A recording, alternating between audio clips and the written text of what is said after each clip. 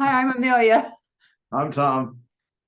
and we are here today to tell and talk about the last of the long stories um, during Lent. They're all from the Gospel of John, right, Tom? They've all been from John? Yep. Yeah, so this one's John 11, and I'm going to tell it.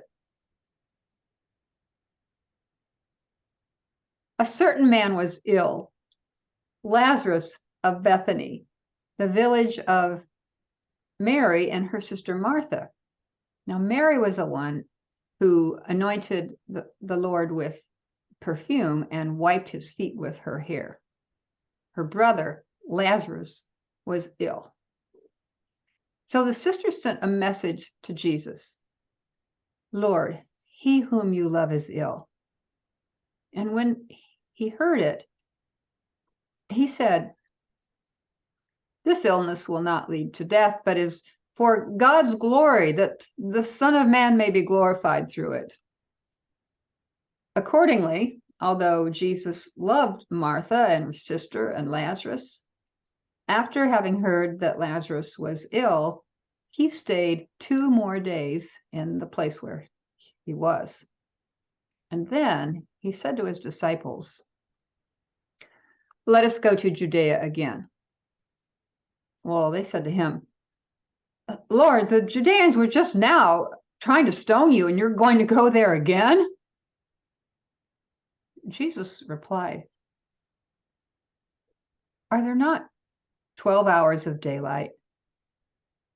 Those who walk in the day do not stumble because they see the light that is in this world. But those who walk at night stumble because there's no light in them. And after he said this, he said, our friend Lazarus has fallen asleep, and I'm going there to awaken him. Well, the disciples said, Lord, if he's asleep, he'll be all right. But Jesus, however, was not talking about sleep. He was talking about his death. And they thought he was merely referring to sleep. And so he told them plainly, Lazarus is dead. But for your sake, I'm glad I was not there, so that you may believe. Come, let us go to him. And Thomas, who's called the twin, said, well, let us go also, that we may die with him. When Jesus arrived, he found that Lazarus had already been in the tomb 4 days. Now, Bethany was near Jerusalem, about 2 miles away. And so many of the Judeans had come to Mary and Martha to console them about their brother. When Martha heard that Jesus was coming, she went to meet him while Mary stayed at home. Martha said to Jesus, Lord, if you had been here, my brother would not have died. But even now, I know God will give you whatever you ask of God. Jesus said to Martha, your brother will rise again. Martha said, I know he will rise again in the resurrection on the last day. And Jesus said, I am the resurrection and the life. Whoever believes in me, even though they die, yet they will live. Everyone who lives and believes in me will never die. Do you believe this? Martha said, yes, Lord. I believe you are the Messiah, the Son of God, the one coming into the world. Now, when she said this, she went back and called her sister Mary and told her privately, "The teacher is here and he's calling you." When Mary heard it, she got up quickly and went out. Now, Jesus had not yet come into the village, but he was still at the place where Martha had met him. When the Judeans who were in the house consoling Mary saw her get up quickly and go out, they followed her because they thought she was going to the tomb to weep there. When Mary came to Jesus and saw him, she knelt at his feet and said, "Lord, if you'd been here, my brother would not have died." When Jesus saw her weeping and the Judeans who were with her weeping, he was greatly disturbed in spirit and deeply moved. He said to them, "Where have you laid him?" And they said, "Lord, come and see." And Jesus wept. So many of the Judeans said, "See how he loved him." But others said, "Could not he who opened the eyes of a man born blind have kept this man from dying?" Then Jesus, again greatly disturbed, arrived at the tomb. Now, it was a cave with a stone lying against it. And so he said, "Take away the stone." Martha, the sister of the dead man, she said to him, "Lord, there's already a stench. He's been dead 4 days." Jesus said to her, "Didn't I tell you, if you believed, that you would see the glory of God?" So they took away the stone. And then, crying out in a loud voice, Jesus said, "Lazarus, come out." And the dead man came out, his hands and his feet bound in strips of cloth and a cloth wrapped around his head. So many of the Judeans who come with Mary and seen what Jesus did believed in him.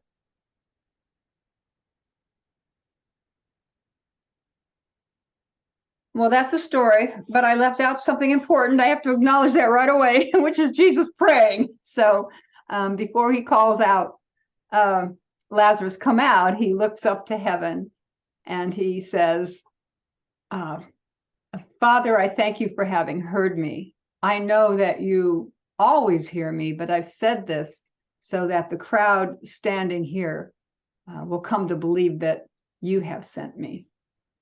It's an important piece. So when you tell a story, don't forget that. Or like me, you have to add it back in. So but that's and a little unbind him and let him go. Oh, well, there you have it.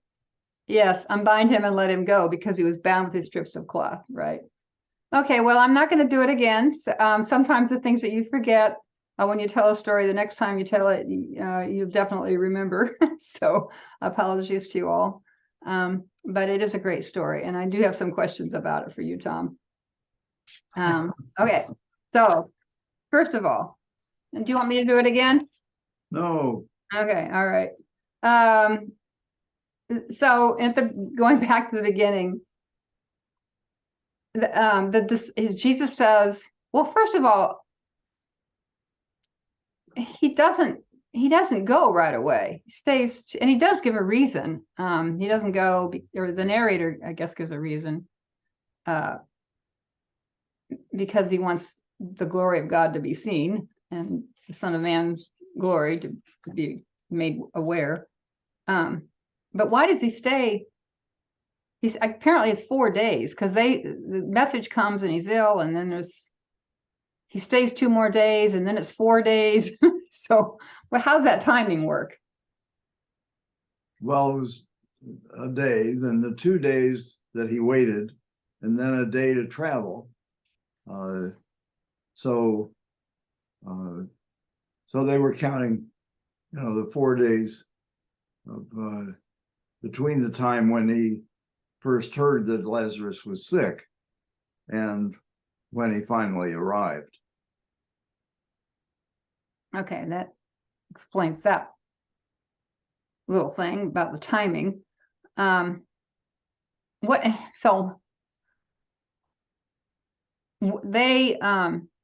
disciples don't want him to go, because apparently he's already been escaped stoning. I don't think we've had that story, have we? No. Well, yeah, we haven't told it, but it has been before this story that they were going to stone him, and he left. Oh, okay. All right. And so the disciples don't know why he wants to go back to Judea and put his life at risk again. And he responds with this by talking about 12 hours of daylight, and those who walk in the daylight don't stumble, those that walk at night do. What does that mean about there being 12 hours of daylight? And John, what's the point here that he's getting at? Right. Well, John is often using various metaphors to communicate, and Jesus speaks in riddles. So this is a riddle that is an invitation to the listener to think about, what's the framework of this story, and so the metaphor of day and night, of light and darkness, is a metaphor for the powers of this age and the powers of the age to come. So the nighttime is a time in which the powers of evil are in charge. Daytime is the time of light, the time of the dominance of the powers of the age to come. So it's an early anticipation of the dynamics of resurrection, of new life, new light, and that he is inviting the listeners already to think in terms of those categories of light and darkness, the age to come, the age, current evil age, dominated by darkness. Okay, thank you. Okay, another question. Over and over again, a major verbal thread in this story is believe. Jesus says he's glad the disciples, or that he wasn't there when Lazarus was sick, so that the disciples would come to believe in him.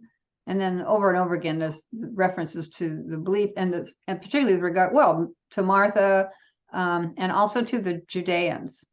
And what is Jesus, why is there all this emphasis on belief, and particularly with regard to at the end, and kind of the climax is that the Judeans believe in him?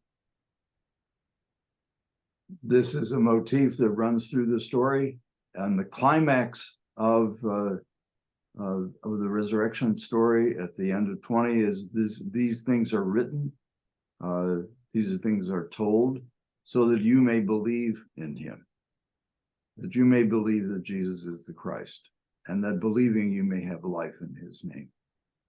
So a purpose of the whole gospel is that the listeners may come to believe. And that belief is an affirmation of Jesus' identity as the Son of God, the Son of Man, and the Messiah, who has long been awaited, for hundreds of years. So this is an invitation to affirm and to recognize and believe that Jesus is the Messiah, is the one whom God has sent. Why does that matter? Why does Jesus want people to believe he's the Messiah, that God sent him? Why should we? Why does it matter to us? Well, the affirmation of Jesus' identity as the Messiah changes the whole framework in which people think about the world. And so one of the major issues is whether or not one has faith, has confidence in the powers of God to overcome the powers of darkness. And Jesus, in many ways, gives signs of this new life, of this new possibility. And that's what's present in this story, is an anticipation of the new life that Jesus gives. And so there is a correlation between believing and having the power of the new age, having the power of God, having the power of light, life. Those things are then part of belief in Jesus as the Messiah, the Son of God. Yeah, and he comes right out and says, I am the resurrection and the life. So that is kind of in contrast to this death that has been experienced and the grief that the family and the feels. But it's interesting because Jesus also seems to experience grief. You have this, when he sees Mary crying and the Judeans who were with her crying, he weeps. It's this powerful, very short sentence. It's only like 2 words in English. I think it's 3 in Greek, if I read what you said.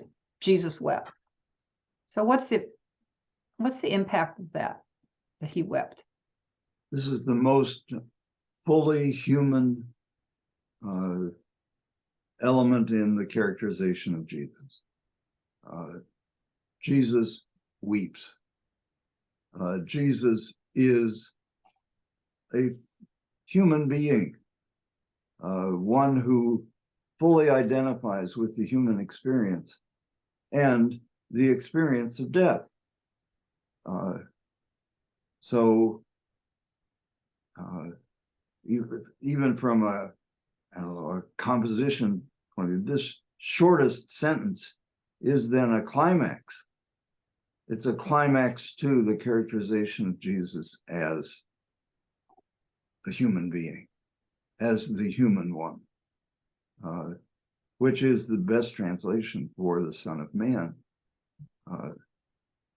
that he was fully human. And so all these enigmatic and strange things that are associated with him that are related to his divine identity are here complemented by this affirmation, this experience of him as fully human. Right, yeah. Now he comes to the tomb. There's a stone. He says, take it away. Martha objects a little bit, but they do. And then one of the parts I left out was he prays. And it's an interesting prayer. I mean, he looks up to heaven, so he's praying, and it's kind of 2 parts. Father, I thank you for having heard me. Then there's this, I know you always hear me, but I've said this so that those standing here will believe that you sent me. What's going on in this prayer? Maybe that's why I inadvertently left it out, because it's sort of strange to me. In the telling of the story, what it's an address to the audience. It's an address to those who are listening, and that Jesus identifies. I'm praying this not because there's any question of you're hearing me, but it's for the sake of those who are listening to this story, that they may be, fully confident and hear this relationship between myself and the Father. So it's an affirmation of his divine identity.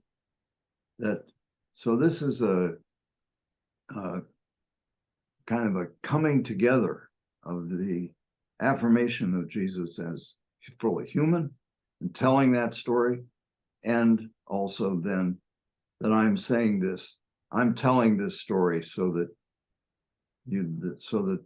everyone can know that I have this special relationship with you, Lord. Father. Right. Okay. And then finally, just the fact that Jesus calls Lazarus and he comes out of the tomb. So he is resurrected by Jesus. Right. Lazarus, come out. Right. And unbind him. And let him go. Yeah, let him go. Yeah, I preached on this in years ago, 12 years ago, I guess, in the Gambia, in this church, and I didn't forget stuff then, which was good because that was the title of my sermon, Unbind Them. I talked a lot about unbinding the stories, telling the stories. But one of the risks of telling them is you might leave something important out. Anyway, do we really believe this happened? I mean, what do we make of this, or does it matter, or what do we need to even ask the question? What is your thought about the historicity of the raising of Lazarus? So, and well, I have to say, when I think about, we were talking about this the other day, we have all these zombie movies these days. That was one connection I had. Zombie movies where dead people are coming up out of the ground, and then there was that trilogy, the Tolkien trilogy. You had the army of not the orcs, but there were creatures coming up out of the mud to form this army. So most of the images we have of, I don't even like to call that resurrection, but they're not very positive. They're pretty negative. This is clearly very positive. And maybe what we would all hope for when our loved ones die, we'd really like them to be alive again. We miss them so much. Anyway, that's neither here nor there, but what do you think about the historicity of this particular story? It was a story that and an experience that was transformative. We don't know exactly what happened. We can affirm that we believe in the resurrection, but we don't know. The fact is that it is full of ambiguity. But it has been, one thing we can be sure of is that the story of the resurrection was transformative. The disciples were a defeated group. Excuse me, Tom, you're talking about Jesus's resurrection here, not Lazarus, right? Right. Okay, I was referencing Lazarus. Well, it's an anticipation of Jesus' resurrection, and it is an affirmation of the possibility of resurrection. Right. And so, the response to Lazarus' resurrection is that many of the Judeans believed in Jesus because they saw Lazarus having new life, that the spirit had gone back into him, that he could breathe again. And so this hope of the resurrection is grounded in both this story and in the story of Jesus' resurrection, that in turn transformed the people who heard and believed this story. And so the movement, the Jesus movement, and all that has happened in these 2,000 years has grown out of this great mystery of the resurrection of Lazarus, the resurrection of Jesus. Okay.